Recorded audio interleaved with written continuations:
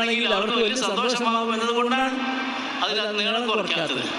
ഞാനതൊന്ന് കുറയ്ക്കേണ്ടതെന്ന് വെച്ചാൽ എൻ്റെ ഭാര്യ അനുവദിക്കുകയും ചെയ്യില്ല. അതിന് വീണ്ടും ശാസ്ത്രം എനിക്ക് അറിഞ്ഞൂടാ. ഇതിന് കൂടെ നിൽക്കുന്ന അവളാണ്. ഞാൻ കേട്ടിട്ടുണ്ട് പുരുഷന്മാരെ അല്ലാഹു സുബ്ഹാനഹു വ തആല താടി കൊണ്ട് അലങ്കരിച്ചിരിക്കുന്നു എന്നാണ്.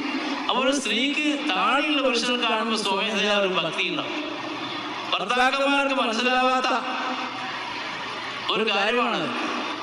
ഭാര്യക്ക് സന്തോഷം കിട്ടാൻ നല്ല ഭക്തിയുള്ള സുന്നത്തായ താടി വെച്ചാൽ മതിയോ? സുന്നത്തായ ജീവിതം ഉണ്ടെങ്കിൽ ആ ഭാര്യ ഭർത്തൃ ബന്ധം നിങ്ങൾ ഒരു കഥ കേൾക്കണം. 86ാമത്തെ വയസ്സിലാണ് ഞാൻ നിൽക്കുന്നത്.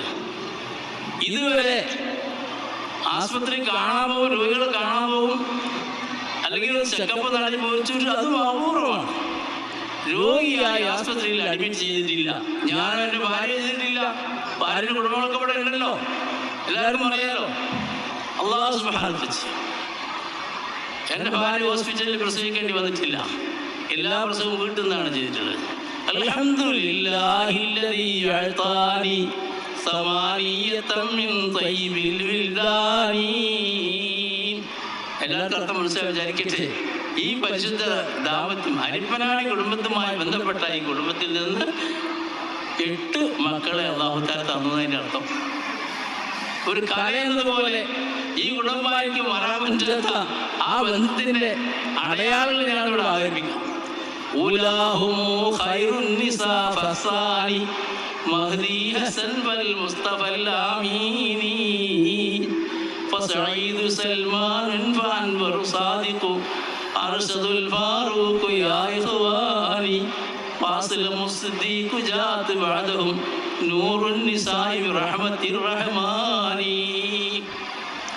അൽഹംദുലില്ലാഹ്. ഇപ്പോൾ അൽഹംദുലില്ലാഹ് പറഞ്ഞത് ആദ്യത്തെ മകൻ ആദ്യത്തെ പ്രസവം ഭാര്യ വീട്ടിൽ നിന്ന് നടക്കുക. ഒരു ദിവസമേ ജീവിച്ചിട്ടുള്ളൂ. ഞാൻ അവന് മുഹമ്മദ് ഹസൻ എന്ന പേര് വെച്ചു. എന്നിൽ പാരമ്പര്യത്തിൽ നിൽക്കുന്ന കവിതാവാസന ഉണർന്നത് അപ്പോഴാണ്. അത് കവിതകൾ വിലയിരുത്തുന്ന ആള് അത് പറയുമ്പോൾ ഷെയ്ഖ് സാഹിബിനെ കുറിച്ച് ചെയ്ത കവിത അദ്ദേഹത്തിന്റെ മകൻ മരിച്ചപ്പോഴും ഇപ്പോഴും അതാണ് ആവർത്തിക്കുന്നത്. ഇലാ ജന്നത്തിൽ ഖുൽദി യാ സായിദൽ ഖൈർ എന്ന് എഴുതി വെക്കുന്നു. ഷെയ്ഖ് സാഹിബ് മരിച്ചപ്പോൾ ഒരുപോലെ ഔദ്യോഗികമായി എഴുതി വെച്ചു. അപ്പൊ അദ്ദേഹത്തിന്റെ മകൻ ഖലീഫ മരിച്ചപ്പോൾ അതാണ് എഴുതി വെക്കുന്നത്. ആ കവിത ഞാൻ എഴുതിയതായിരുന്നു. എന്നാണ് അവർ പ്രധാനം ഉൾക്കൊണ്ടത്. ഇങ്ങനെ അറബി സുൽത്താന്മാരെ പറ്റി ഒക്കെ എഴുതി വന്നിട്ടുണ്ട്. ലോകത്തിന് പരിചയമുള്ള ഒരു ചെറിയ വ്യക്തിയാണ് ഞാൻ. അൽഹംദുലില്ലാഹ്. ദുനിയാവിന്റെ പല ഭാഗത്തും ആദ്യം സൂര്യൻ ഉദിക്കുന്നത് ആസ്ട്രേലിയയുടെ ദ്വീപായ ഫിജി ഐലൻഡിലാണ്. അവിടെ സൂര്യൻ ഉദിച്ച് ഇവിടെ സൂര്യൻ എത്താൻ 8 മണിക്കൂർ വേണം. അവിടെ കൊണ്ടുപോയി അല്ലാഹു തആല എന്നെ കൊണ്ട് ദീനിന്റെ കാര്യം പറയിപ്പിച്ചിട്ടുണ്ട്. അങ്ങനെ അനുഭവങ്ങൾക്ക് പറയണ്ട. എന്തിനാണ് പറയുന്നത്? ഇതിനോടൊക്കെ സഹകരിക്കുന്ന എന്റെ അഭാവത്തിൽ ജ്യേഷ്ഠനും അനുജനുമില്ലാതെ ഞാൻ വീട് വിട്ടു പോകുമ്പോൾ എന്റെ വിശാലമായ സാമ്പത്തിക സൗകര്യത്തൊക്കെ നോക്കുന്നത് ഈ അരിപ്പനാടി കുടുംബം സംഭാവന ചെയ്ത എന്റെ പ്രാപ്തിയ സഹധർമ്മിണിയാണ്. അല്ലാഹു എനിക്ക് പരാതിയില്ല. ഈ കുടുംബത്തിന് അങ്ങനെ ഒരു സന്ദേശം നിലനിർത്തിയതുകൊണ്ട് അത് നിലനിർത്തണവരെ നമ്മൾ മരിക്കുന്നത് വരെ. എന്നാൽ നമുക്ക് ഇതുപോലെ ഞാനിപ്പോൾ പറഞ്ഞാലോ ഡോക്ടർമാർക്ക് അധികം പൈസ കൊടുത്തിട്ടില്ല. അങ്ങനെ അനാവശ്യ ചെലവുകൾ അധികം കുറവാണ്. പക്ഷെ നല്ലവർക്ക് ജീവിക്കാൻ സമ്മതിക്കില്ല നല്ല ആൾക്കാർ. അതായത് ഈ ലോകത്തിന്റെ പ്രത്യേകതയാണ്.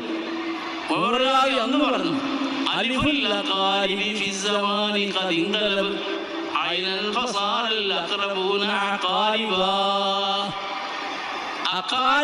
അഖറബ് എന്ന് പറഞ്ഞാൽ അടുത്ത ബന്ധു എന്നാണ്.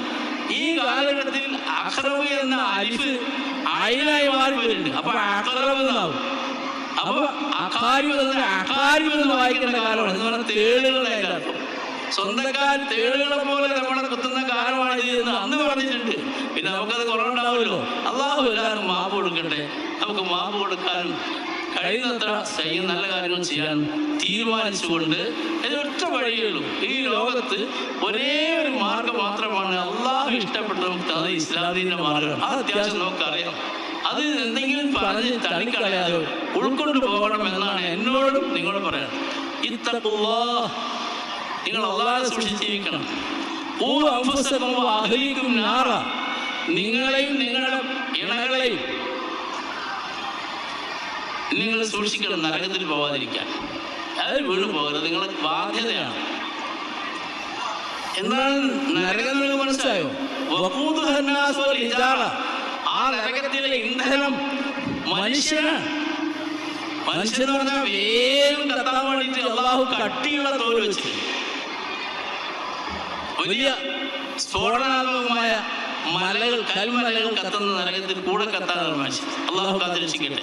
അതുകൊണ്ട് നിങ്ങൾ സൂക്ഷിക്കാനായിട്ട് സൃഷ്ടിച്ച അള്ളാഹുവോട് പറയാണ്, അത് ഞാൻ എന്നെയും തുടർന്ന് നിങ്ങളെയും ഓർമ്മപ്പെടുത്തുകയാണ്. ഈ കുടുംബം അങ്ങനെ നരകത്തിൽ പോകാതെ കഴിയുന്ന ഒരു സാലിഹ്യങ്ങളുടെ കുടുംബമായി നിർത്തിച്ചിട്ട് അള്ളാഹു സഹായിക്കട്ടെ. നമുക്കതിൽ തീരുമാനമെടുക്കാം. അത് കഴിയുന്നതും ഫർള് ഒന്നും വിടരുത്, ഹറാമൊന്നും ചെയ്യരുത്, കഴിയുന്നതും കറാഹിയം ചെയ്യാൻ തീരുമാനിക്കലാണ് നല്ലത്. എന്നാൽ പിന്നെ ഹറാം ചെയ്യില്ലല്ലോ. അവർ സുന്നത്ത് വിടുക തീരുമാനിച്ചാൽ ഫർള് ഏതായാലും വിടുകയില്ലല്ലോ. അതുകൊണ്ട് ഏറ്റവും ഉയർന്ന അവസ്ഥയിൽ ഇന്ന അക്രമക്കും ഇന്നല്ലാഹി അത്ഖാക്കും, കൂടുതൽ ഭക്തി കാണിക്കുന്നവരാണ്. അതെനിക്ക് മനസ്സിലായില്ല. ഈ കോവിഡ് വന്നപ്പോൾ ചില അനുഗ്രഹങ്ങൾ നമുക്കുണ്ടായിട്ടുണ്ട്. ഒരു മുദ്രാവാക്യം നമ്മൾ പലതും പഠിച്ചു. ഡിസ്റ്റൻസ് പാലിക്കാനും മാസ്ക് അണിയാനും അങ്ങനെ പലരും അറിയാൻ പറയാം. അതിലൊന്ന് കരുതലാണ്.